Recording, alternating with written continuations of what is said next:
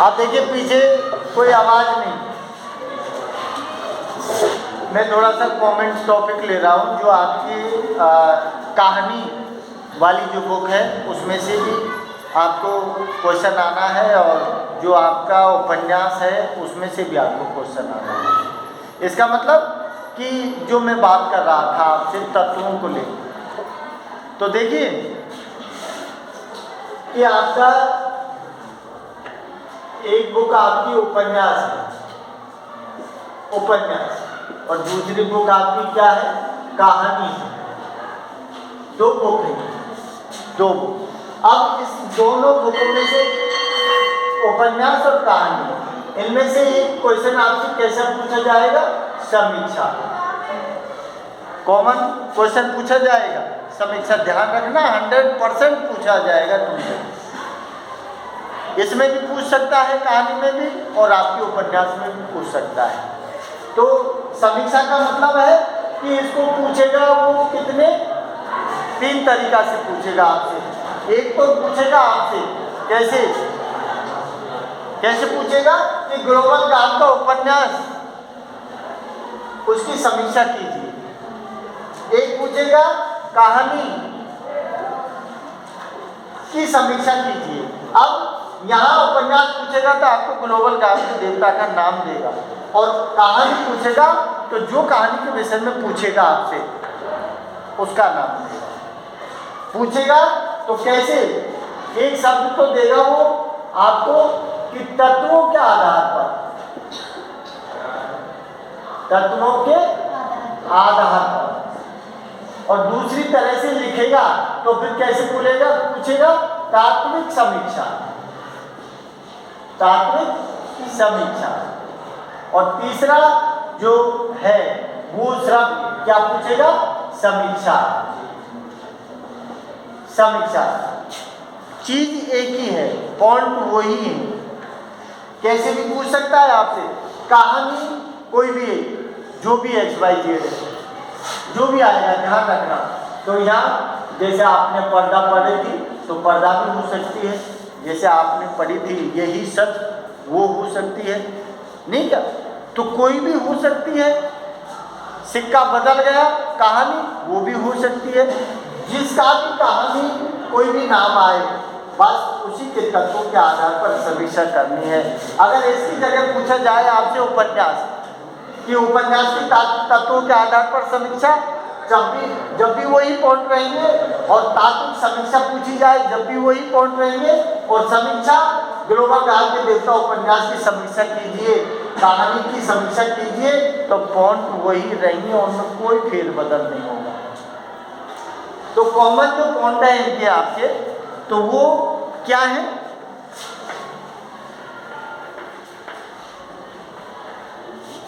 तो देखिए समीक्षा के अंतर्गत आने वाले जो पॉइंट हैं, जो पहले से ही मैं आपसे बताता आ रहा हूँ, चर्चा भी मैंने की है, शुरुआत में मैंने कर दिया, अब मैं बीच में आपको बता रहा हूँ, फिर थोड़ा सा इनमें फिर रिपीट कर दूँगा।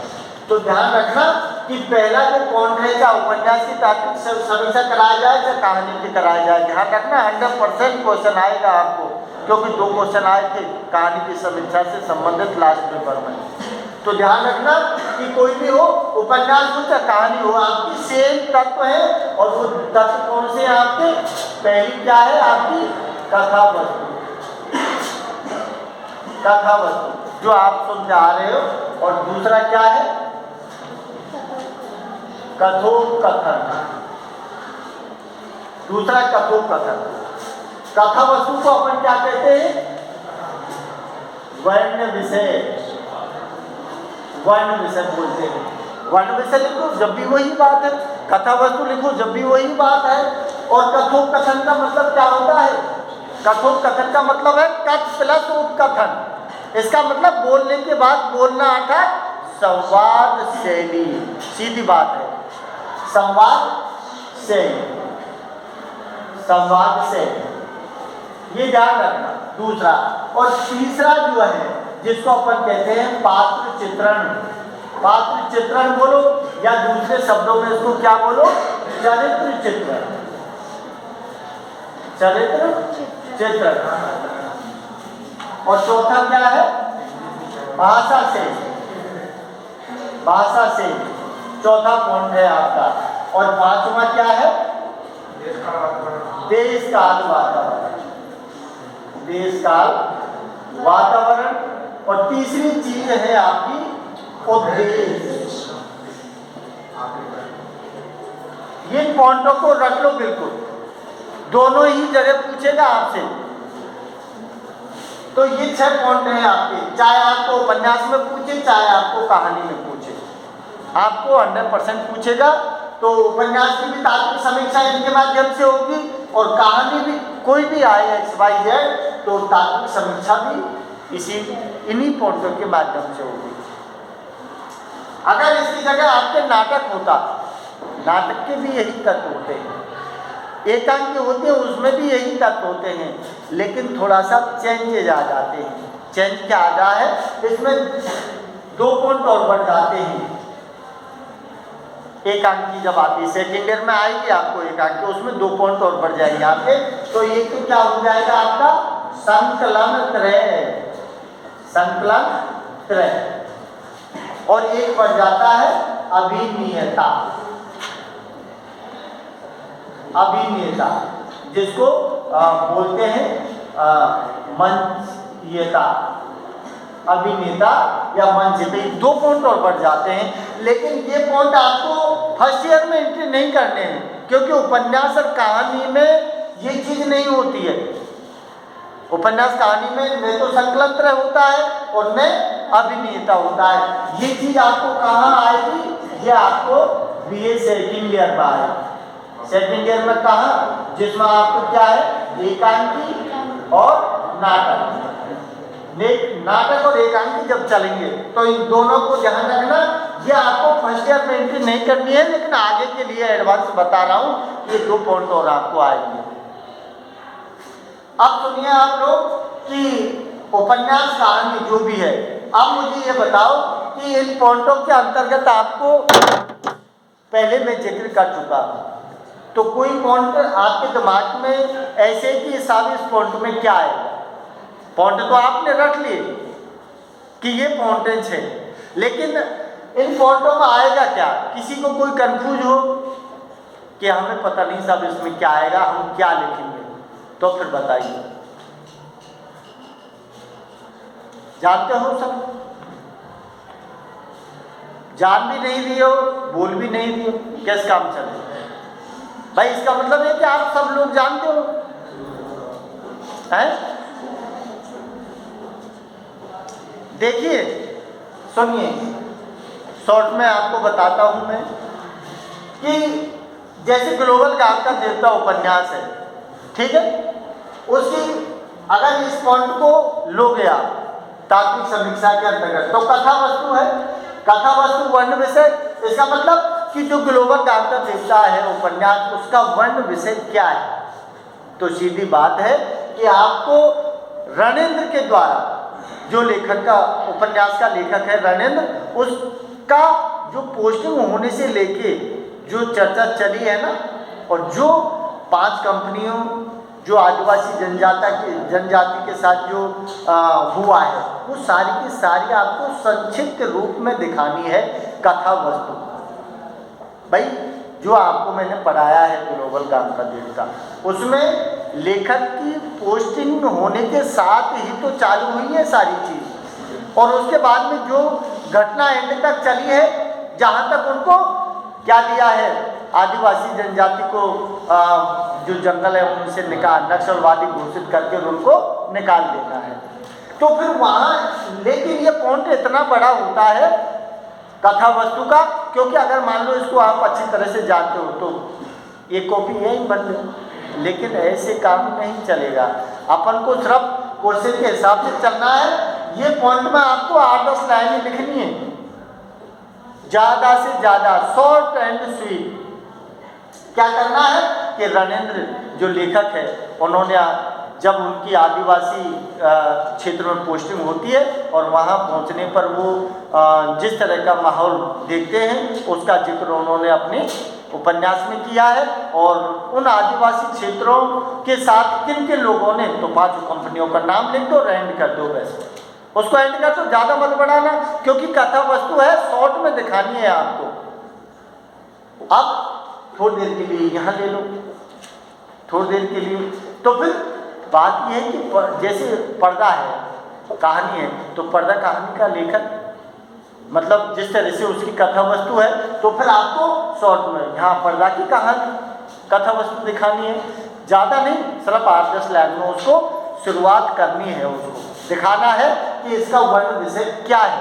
कथा वस्तु का मतलब है कि वर्ण विषय क्या है जो लिया है लेखक ने, वो आपको दिखाना है। अब देखिए, इसके बाद कथोपकथन है।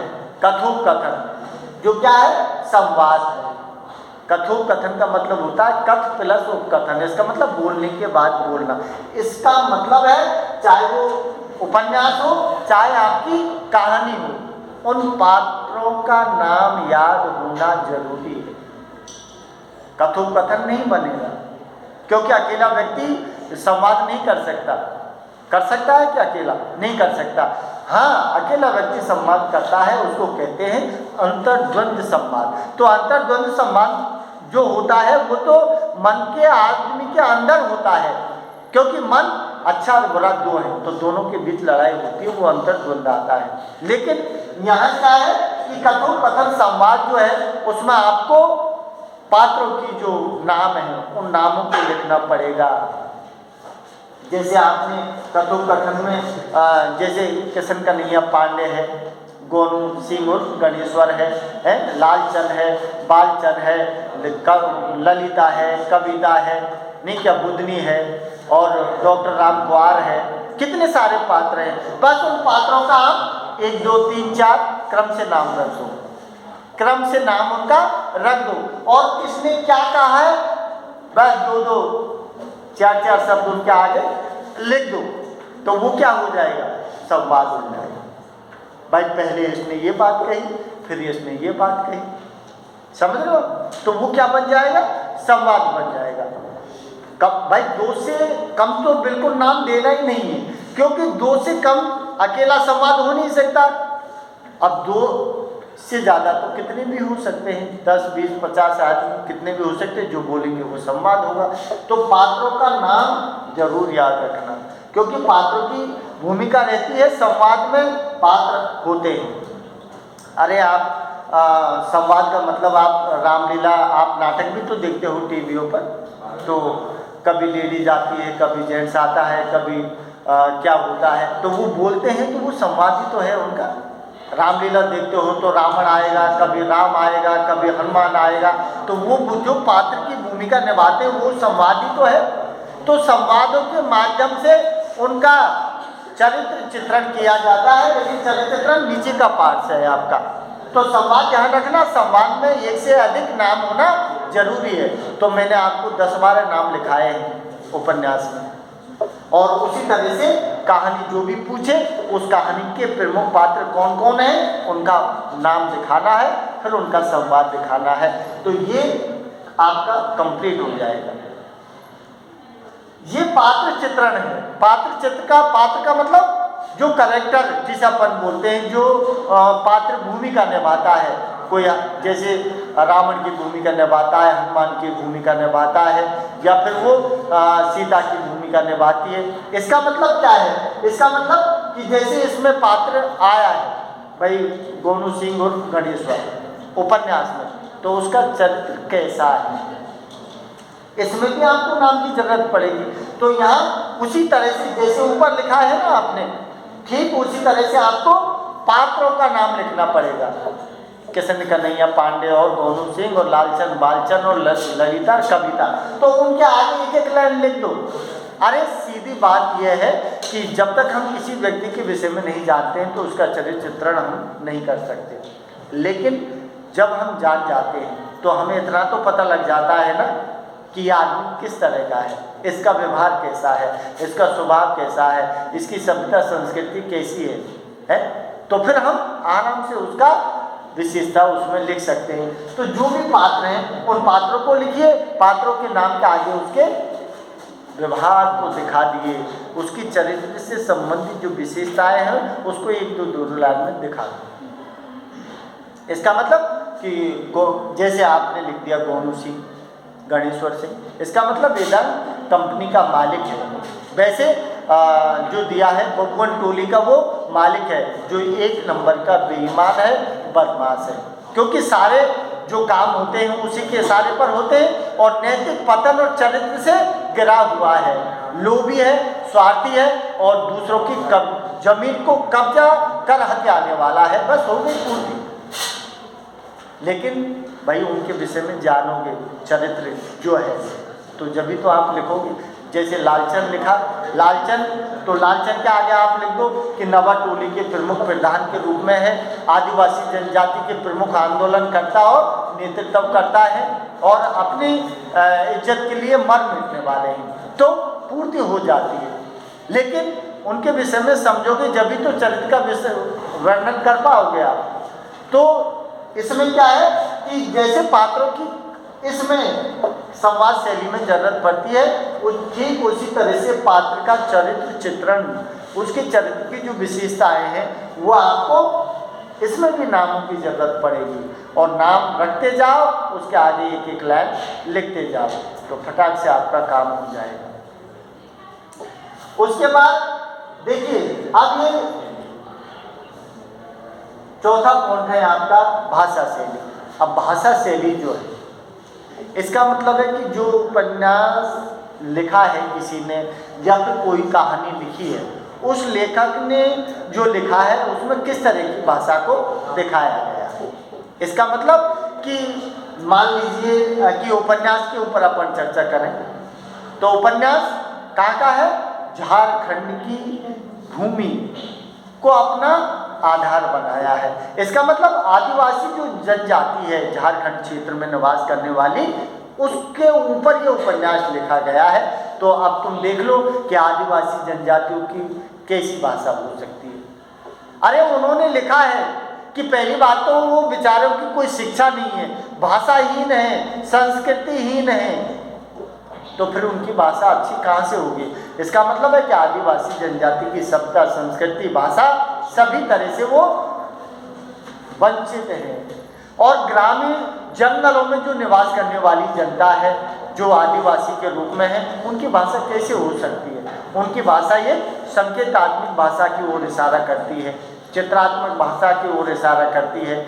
और दूसरी चीज़ ये होती है कि शैली में जो लिखी जाती है, जो लेखक लिखता है, उसमें क्या है कि जिसमें अपन कहते हैं कि ग्रामीण परिवेश, अपन लिख सकते हैं इसमें कि आदिवासी जनजाति ग्रामीण परिवेश में बोली जाने वाली भाषा जैसी होती है, संकेतात्मक और चित्रात्मक, वो भाषा इसमें मिलती है जो ग्रामीण परिवेश में बोली जाती है। दूसरी चीज कि लेखक पढ़ा लिखा है, तो पढ़ा लिखा लेखक है, सारी चीज़ें उसने लिखी है, तो उसमें कहीं उर्दू के भी शब्द आते हैं, कहीं हिंदी के भी शब्द आते हैं, कहीं अंग्रेजी भाषा के भी शब्द आते हैं, कहीं झारखंड में प्रचलित रहने वाली जो जाति है उनकी भाषा, जो जनभाषा होती है, जो गंवारू भाषा होती है, उसका भी प्रयोग किया जाता है। और कहीं कहीं तत्सम तद्भवली शब्दों का प्रयोग किया जाता है। तत्सम और तद्भवली ये भाषा के अंतर्गत आएगा पूरी चीज। और कहीं कहीं लोकोक्ति और मुहावरों का प्रयोग किया गया है। तो ये सारी की सारी चीज आपको भाषा शैली के अंतर्गत रखी जाती है, चाहे वो कहानी की पूछे चाहे वो उपन्यास की पूछे, बात सेम है। इसीलिए मैंने दोनों चीज ऊपर लिखी है, तत्व दोनों के सेम है। बस ये दो तत्व नहीं रहेंगे, ध्यान रखना, ये सेकेंड ईयर में काम देंगे, लेकिन ये एकांकी और नाटक में ये आते हैं। अब देखिए इसका मतलब अब जो अगला देशकाल वातावरण है, देशकाल वातावरण, देशकाल वातावरण का मतलब, अरे देशकाल वातावरण का मतलब होता है कि कोई भी लेखक ने, चाहे वो अपनी कहानी लिखी है चाहे वो अपना उपन्यास लिखा है, तो अपने समय का जो वातावरण होता है उस वातावरण को वो अपनी काव्य रचना में दिखाता है। सीधी बात है। अरे थोड़ी देर के लिए समझ लो कि अपन तो अब जी रहे हैं, समझ लो, अब बहुत पहले जिन लोगों ने अपनी काव्य रचना लिखी, मान लीजिए अपनी सबसे पहले अपनी जो रामायण है, महाकाव्य, उसी को ले लो। अगर हमसे पूछे कि भाई रामायण जो काल था उसमें देश काल वातावरण कैसा था, तो हमें क्या पता कैसा वातावरण था। हम थोड़ी सी जिंदे थे, 5000 वर्ष पहले रामायण बनी है, तो हम जिंदे थे क्या? नहीं। लेकिन वाल्मीकि ने जो रामायण लिखी है, उस समय का इतिहास, उस समय का देश काल वातावरण, सारी स्थिति को उसमें दिखाया है। उसका हिंदी अनुवाद तुलसी दास जी ने कर दिया। उसके माध्यम से हमको पता लग गया कि देश काल वातावरण कैसा था, वहाँ उस समय राजतंत्र था, राजतंत्र कैसा था, कैसी स्थिति थी, क्या चीज, तो पता तो लगता है ना। तो ठीक उसी प्रकार क्या है कि चाहे वो कहानी हो, चाहे वो उपन्यास हो, वो किस में चलता है? वो देश काल वातावरण के ऊपर दिखाया। अब सुनिए कि जो लेखक है रणेंद्र ने कौन से देश काल वातावरण की स्थिति दिखाई है? इसका मतलब भारत देश की वर्तमान स्थिति, लेकिन पहले से भी उसको जोड़ा है, जिसमें आज से नहीं, बहुत पहले से ही आदिवासी जनजातियों की स्थिति का चित्रण किया है, जिसने अमेरिका तक नाम लिया है, जिसमें जिंका है, जिटिक और माया नाम लिया है। तो आज से नहीं, बहुत पहले से ही आदिवासी जनजाति जो है ना, उसका शोषण होता आया है। तो फिर बात क्या है कि देश काल वातावरण की स्थिति को दिखाया जाता है। इसका मतलब है कि लेखक रणेंद्र सिंह ने उपन्यास में क्या लिखा है? इसका मतलब है कि हमारे देश की जो स्थिति है, जिसमें आज पूरा विश्व क्या बना हुआ है? एक गांव का देवता बना हुआ है, और उस गांव के देवता में इंद्र से लेकर वर्तमान लोग, जो व्यापारी वर्ग है, जो राज सत्ता है, जो नेता लोग हैं, वो सारे के सारे लोग क्या कर रहे हैं? वो सारे के सारे लोग आदिवासी जनजाति को शोषण कर रहे हैं। ये चीज कौन ने दिखाया है? रणेंद्र सिंह ने। तो हमारे उस समय के देश की स्थिति का जो वातावरण होता है ना, वो दिखाया जाता है। तो रणेंद्र ने अपने देश की स्थिति का वातावरण दिखाया है। कौन से समय का? जो झारखंड के समय में जो आदिवासी जनजाति के साथ हो रहा है ना, उसके समय का। क्योंकि चाहे वो राजनेता हो, चाहे वो सरकार हो, चाहे वो वन विभाग के ऑफिसर हो, चाहे वो पुलिस बल के अफसर हो, चाहे वो गौनेश्वर जैसे और किशन कन्हैया पांडे जैसे बड़े आदमी हो, चाहे वो कोई शिवदास बाबा जैसे धर्म के ठेकेदार हो, लेकिन सब के सब देश काल की वातावरण जो है उसमें सारे के सारे लोगों को दूषित दिखाया गया है। तो ये क्या है कि देश काल वातावरण की स्थिति, राजनीति, सामाजिक, धार्मिक, आर्थिक, सांस्कृतिक, सारी की सारी जो स्थिति होती है ना, वो हमें इस चीज में दिखाता है लेखक। तो वही चीज आपको भी वर्णन करना है कि कौन से देश काल वातावरण की स्थिति रणेंद्र सिंह ने अपने उपन्यास में दिखाई है। उसी तरह से जो कहानी लिखी है, जिस कहानी का लेखक है, उस लेखक ने अपनी कहानी में कौन से वातावरण को दिखाया है, उस चीज को एंट्री करना है। पॉइंट सेम रहेंगे, सिर्फ बात को कहने का जो है उन पॉइंटों में भरने का तरीका उनका रहेगा, मसाला अलग अलग रहेगा, पॉइंट ये ही नहीं। तो देखिए, अब जैसे उद्देश्य है, उद्देश्य का मतलब, थोड़ी देर के लिए मैं आपसे पूछ रहा हूं कि आप गांव से, घर से, या फिर आपके जो माता पिता हैं वो आपको पढ़ा रहे हैं, तो पढ़ाने के पीछे उनका भी तो उद्देश्य है, और पढ़ने के पीछे आपका भी उद्देश्य है। कोई ऐसा व्यक्ति है जो आपका उद्देश्य है, भाई मेरा उद्देश्य नहीं है साहब पढ़ने का। कोई भी व्यक्ति कोई काम बिना उद्देश्य के नहीं करता है, समझ गए? तो फिर कोई व्यक्ति बिना काम उद्देश्य के नहीं करता है, तो लेखक बिना उद्देश्य के अपनी काव्य रचना नहीं लिखता है। उस काव्य रचना लिखने का मतलब ये नहीं कि कॉपी मिल गई, पेन मिल गए और भर दिया।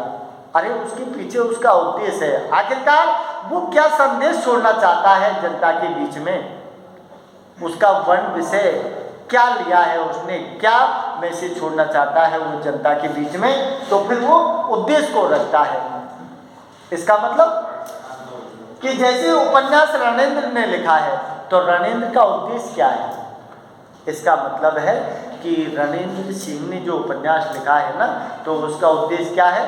पहली बात तो उसने क्या दिया है कि हमारे भारत देश की आदिवासी जनजाति की स्थिति का चित्रण किया है। दूसरी चीज कि जो आदिवासी जनजाति है, उनकी सभ्यता, उनकी संस्कृति, उनका खान पीन जो भी है, वो अब धीरे धीरे लुप्त हो जा रहा है और मतलब उनका अंत होने जा रहा है। तो उस आदिवासी जाति के साथ होने वाले अत्याचार, अन्याय, शोषण, उसको दिखाने का उनका मुख्य उद्देश्य रहा है। दूसरी चीज, तीसरी चीज उन्होंने क्या दी है कि मान लीजिए दो समुदाय हैं। अब दो समुदाय कौन? एक तो आदिवासी जनजाति हो गया और एक समुदाय कौन हो गया? ग्लोबल गांव के देवता। तो एक तरफ तो देवता हो गए, एक तरफ असुर समुदाय हो गया। अब दोनों के बीच संघर्ष दिखाया है उन्होंने, अपनी अपनी अस्मिता को बचाने का जो संकट है, तो अपनी अस्मिता बचाने में जुटे हैं आदिवासी जनजाति। तो उद्देश्य बगैर कोई काव्य रचना नहीं होती। उद्देश्य 100% होता है। तो कहानी पर्दा है, पर्दा कहानी तो यशपाल जी की है। तो यशपाल जी का पर्दा कहानी लिखने के पीछे उद्देश्य क्या है?